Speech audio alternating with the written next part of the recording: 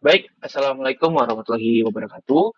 Pada hari ini saya akan mempresentasikan hasil dari analisis dan visualisasi yang saya lakukan untuk UTS.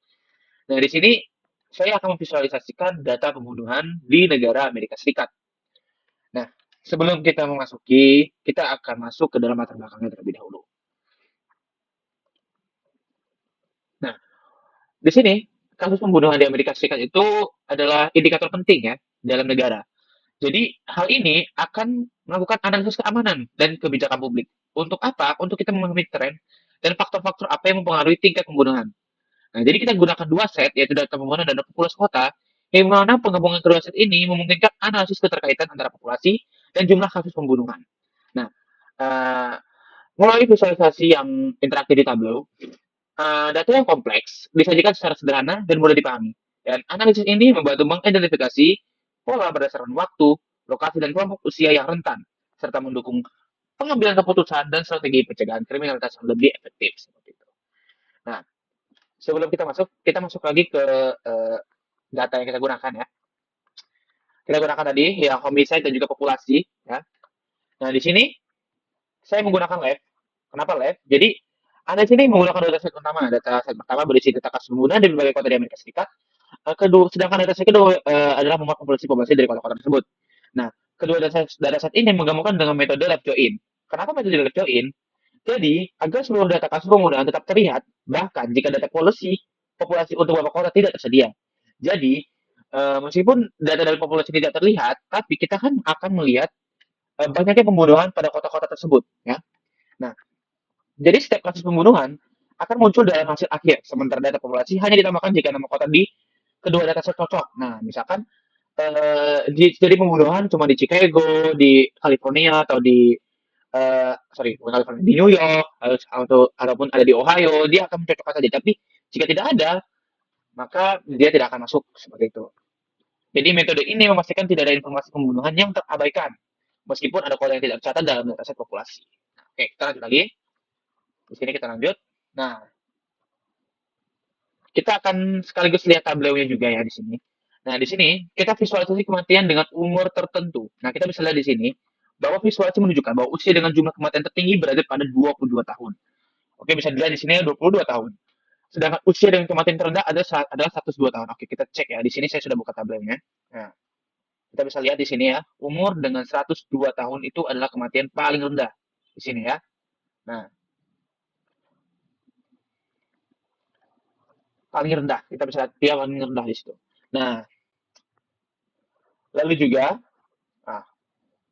nah, lalu juga dari visualisasi ini kita bisa dapat simpulkan bahwa usia muda terutama awal 20-an merupakan kelompok paling rentan terhadap kejadian pembunuhan. Nah, faktor-faktor ini juga seperti mobilitas sosial atau paparan lingkungan yang berisiko. Seperti di Amerika Serikat, banyak sekali geng-geng ataupun komplotan-komplotan yang mereka di sana menggunakan senjata dengan secara legal. Jadi kemungkinan kematian di umur 22 tahun tersebut bisa jadi karena suatu lingkungan yang lingkungannya karena geng dan lain sebagainya seperti itu. Nah, sepertinya dia terlibat dalam aktivitas kriminal seperti itu. Lalu sebaliknya, angka kematian yang terendah adalah usia lanjut seperti 102 tahun. Nah, tadi sudah saya tunjukkan juga yang di mana kita akan menunjukkan bahwa populasi lansia cenderung lebih aman dari kekerasan. Iya, benar banget. Karena sudah tua, jadi banyak kejadian yang tidak perlu orang-orang tua itu tersebut keluar, jadi lebih banyak di dalam rumah seperti itu. Jadi hasil ini menggarisbawahi bahwa pentingnya fokus kebijakan keamanan dan pencegahan kriminalitas pada kelompok usia muda, terutama di kawasan berisiko tinggi untuk mengurangi angka pembunuhan. Oke, kita lanjut lagi. Nah, di sini penggunaan call dan mission quick. Nah, jadi visualisasi ini kita menunjukkan tren yang di mana kita menganalisis menggunakan warna. Nah, jadi kita melihat ya dari tahun 2007 sampai tahun 2017 kita kasihkan color yang mana kita akan seperti mengkategorikan seperti itu. Nah, ya, di sini ada measure, yang dimana untuk menghasilkan beberapa agregasi seperti average, sum, dan lainnya. Jadi, kita menggunakan average juga dan sum juga. Nanti kita akan tunjukkan ya. Nah, untuk menghasilkan berbagai agregasi seperti seperti average, sum, sorry, dengan memanfaatkan quick filter, nah, kita juga gunakan quick filter, data dapat dipantau dengan secara dinamis dari tahun ke tahun. Nah, jadi pada grafik ini terlihat bahwa tahun 2016 ya, kita bisa lihat di sini tahun 2016, warna ini ya, menandai tren peningkatan signifikan dalam kasus pembunuhan di Amerika Serikat. Tahun tersebut menjadi salah satu periode dengan tingkat kriminalitas tinggi yang mungkin dipengaruhi oleh berbagai faktor sosial, ekonomi, dan kebijakan yang berlaku pada saat itu. Nah, untuk melihat data ini benar-benar real atau tidak, kita akan coba cek ya di sini ya.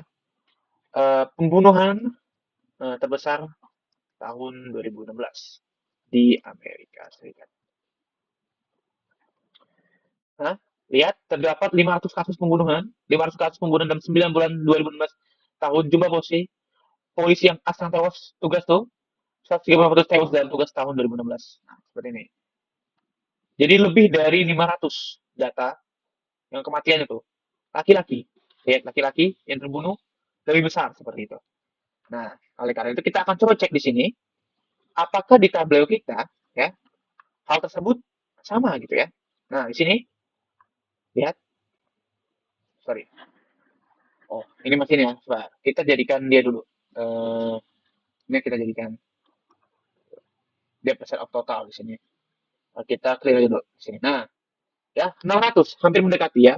Mungkin itu data yang tidak terhitung. Jadi di sini data terhitung 643. Oke, di sini sama population kita jadikan average. Nah, ya di sini bisa kita lihat dengan populasi sebanyak 1.300.000 orang dalam tahun 2016, maksudnya di kotanya ya, kota di populasi ini ya, tahun 2016 tuh. Oh sorry, enggak, ini benar kita taruh di ini kita taruh di sum ya, kita taruh hasilnya. Nah di sini ada banyak sekali terjadi pembunuhan di tahun 2016. Nah seperti itu. Dan seperti yang data yang kita berikan tadi di sini, dan kematian paling terbanyak itu adalah laki-laki. Coba kita cek juga di bagian sini, ya.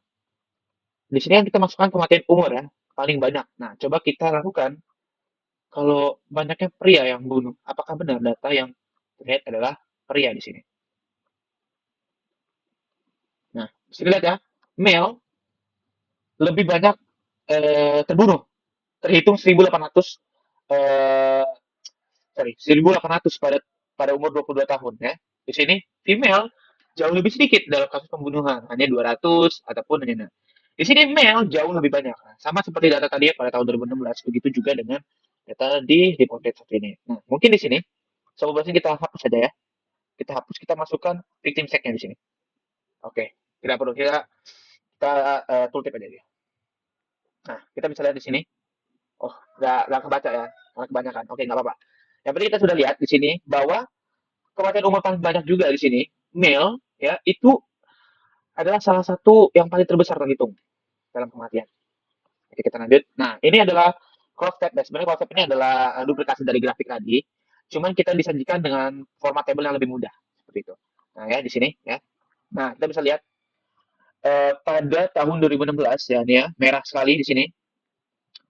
Tercatat sampai 643 ada 546 terjadi pembunuhan, lalu juga 579 terjadinya banyak pembunuhan di tahun 2016. Nah, kita bisa lihat ya, semakin pudar warnanya maka semakin kecil pembunuhan yang terjadi. Oke, kita lanjut lagi. Nah, kita bisa lihat ya, di sini kita akan masuk ke peta homicide ya. Nah, kita menggunakan filter Xiaomi ya di sini. Nah, di sini kita bisa melihat eh, ya, bisa kita lihat di sini bahwa banyaknya terjadi pembunuhan itu berada di kota Chicago. Terhitung 5.000 pembunuhan yang terjadi di kota Chicago. Seperti itu. Dan untuk New York sendiri, mana New York? Kita sebut Buffalo. Nah, di sini New York hanya terhitung 521 pembunuhan. Dan di Chicago ini paling terbesar. Nah, dan di sini kalau kita mau filter, sorry karena durasi. Nah, di sini kalau kita mau filter ya, di sini kita mau filter out. Misalkan kita filter, waduh, sorry. Kita filter kota Nevada nih, Nevada. Nah, kita lihat ya di kota Nevada, Nevada ya, seharusnya Nevada. Ah, ya benar. Di Nevada hilang ya di sini. Nah, coba kita cek ke California, California, California. Ini mungkin California. Nah, ya, di sini California. Ya, California hilang ya. Itu jadi salah satu filter kita kalau kita mau lihat siapa saja yang meninggal atau siapa saja kota yang banyak gitu ya. Apakah California ini dihitung atau kita mau hitung bagian Chicago dulu? Mungkin kita bisa menghilangkan semua dan menyisakan Chicago doang. Gitu. Ya, oke kita lanjut.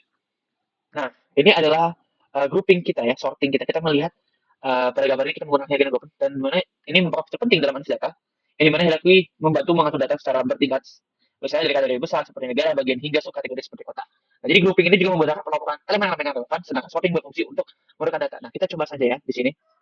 Nah, saya sudah siapkan ya. Nah, di sini kita akan melakukan grouping. Nah, di sini ada grouping-grouping tertentu, misalkan California, cities-nya ini ya Oakland, San Francisco. Ini bukan California kayaknya. Pokoknya misalkan negara bagian Texas nih ya, Dallas, Fort Worth, Houston. Ini kita grouping, kita hierarki. Nah, seperti itu. Nah, di sini kalau kita mau sorting, misalkan data yang paling banyak pembunuhan nih. Sorry. Nah, dia bisa lihat yang ini paling dikit. Oh, ini dia sesuai angka. Ini sesuai huruf. Fill. Nah, ini aja deh, dari sini ya. Nah, di sini kita bisa lihat nih, sortingnya ya. Nah, ini misalnya dari rendah, dari paling tinggi. Nah, sepertinya kan paling tinggi di Chicago. Ya kan, ini di Birmingham, di Tulsa, nggak ada. Seperti itu. Nah, kita lanjut lagi. Di sini kita masuk ke dalam analisis tren. Nah, di analisis tren ini, sebenarnya kita tidak perlu membuat suatu garis lintang gitu ya. Nah, jadi pada gambar ini penggunaan tren lain itu kurang optimal karena saya sudah mencobanya itu malah tidak bisa terlihat di tren lainnya. Nah, oleh karena itu kita perlukan penyadaran agar analisis lebih mudah. Jadi dalam visualisasi kita sederhana terlihat bahwa Chicago muncul sebagai kota dengan angka pembunuhan tertinggi. Analisis ini menunjukkan bahwa Chicago memiliki tingkat kriminalitas yang signifikan. Nah, kita lihat ya di sini analisis trennya. Nah, kita bisa lihat bahwa kota Chicago ya di sini dia memiliki kematian paling besar ya. Padahal di sini Los Angeles itu memiliki populasi yang lebih misalnya lebih banyak daripada Chicago, namun ya di sini Chicago justru lebih besar angka pembunuhannya. Jadi dari analisis ini kan bisa dapat menyimpulkan bahwa meskipun populasi besar, namun jika keamanan dan juga negara-negara tersebut tidak keamanannya tidak besar atau tingkat kriminalitas tinggi, maka pembunuhan pasti akan terjadi. Meskipun mereka kan pas aja ya, tapi Chicago yang hanya 2 juta saja bisa masalah kematian sebanyak ini. Begitu. Nah, kita masuk lagi. Nah, di sini dashboard dan story. Nah, jadi ada dua gambar di atas ini adalah visualisasi yang digunakan sebagai bagian dari dashboard dan story di Tableau. Jadi dashboard ini memfasilitasi penggabungan beberapa visualisasi dalam satu gambar interaktif yang memudahkan pengguna untuk melihat dan menganalisis data secara komprehensif secara komprehensif. Jadi sementara itu, story juga berfungsi menyusun alur presentasi dari hasil analisis agar informasi disampaikan secara terstruktur dan mudah dipahami. Lalu kombinasi antara dashboard dan story memungkinkan analisis data ditampilkan dengan lebih jelas. Setiap visualisasi berkontribusi dalam menjelaskan pola dan tren, selalu membantu pengguna memahami proporsi data dengan lebih efektif melalui penyajian dalam bentuk persentase. Insight dari data dapat diperoleh dengan lebih mudah dan juga cepat. Kita bisa cek ya di sini. Nah, kita bisa cek di sini. Nah, di sini ya bisa kita lihat kematian umur paling banyak yaitu pada umur 22 tahun, terus peta paling banyak yang ada di Chicago-nya, lalu dari tahun ke tahun bahwa tahun 2016 itu memiliki memiliki kematian yang paling besar seperti itu. Nah, di sini sorry juga. Nah, kita bisa lihat pada data ini kita bisa melihat bahwa kematian pada age paling tertinggi ya di sini. Lalu juga untuk grafik pada report date pada bulan-bulan tertentu dan wilayah mana yang paling banyak kematian memakan korban jiwa seperti itu. Oke, jadi kesimpulannya, penggunaan Tableau dalam analisis data pembunuhan dan populasi di Amerika Serikat memudahkan proses pengolahan dan visualisasi data dengan fitur seperti join, filter, hierarki, dan quick filter. Data dari berbagai sumber dapat digabungkan dan disaring secara efisien, lalu memvisualisasi dalam bentuk peta grafik dan cross-tab, membantu mengidentifikasi pola dan juga tren dengan lebih jelas, seperti kota dengan angka pembunuhan tertinggi dan kelompok usia yang paling rentan. Nah, jadi kombinasi dari dashboard dan story juga di Tableau memungkinkan penyajian hasil analisis ini dengan cara yang interaktif dan terstruktur, sorry, sehingga memudahkan pemahaman dan komunikasi data kepada audiens dengan Tableau. Data yang kompleks dapat disederhanakan menjadi insight yang berguna, mendukung proses pengambilan keputusan yang lebih tepat dan juga efektif. Dan saya Zakwan Abadana Wijaya telah mempresentasikan tugas untuk UTS. Saya akhiri. Wassalamualaikum warahmatullahi wabarakatuh.